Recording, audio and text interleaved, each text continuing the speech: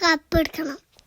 വെള്ള ജീരകം, ചെറിയ ജീരകം, കുരുമുളക് ഇട്ട് കിടക്കണം. കുറച്ച് മല്ലിപ്പൊടി, മഞ്ഞൾപ്പൊടി, കുറച്ച് വെള്ളം ഒഴിച്ചിട്ട് അരച്ചിരിക്കണം.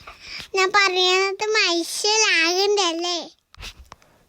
വീഡിയോ കണ്ടിട്ട് മനസ്സിലാക്കിക്കോളി താത്തമാരെ.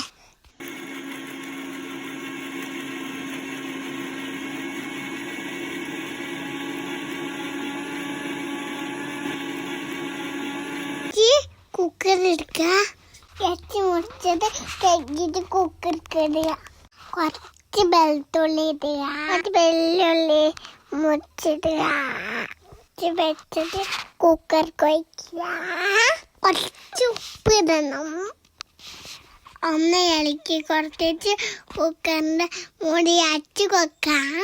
ഗ്യാസിൽ വെച്ചിട്ട് 3 വിസിലാക്കി വെക്കാം. എൻ്റെ വീഡിയോ ഇഷ്ടപ്പെടാണെങ്കിൽ ആക്കണം, സപ്പോർട്ടാക്കണം. ഞാൻ വേഗം പണിലും കറിയാക്കുന്ന മെല്ലിയ നിങ്ങൾ വേഗം ആക്കിക്കോളേട്ടോ.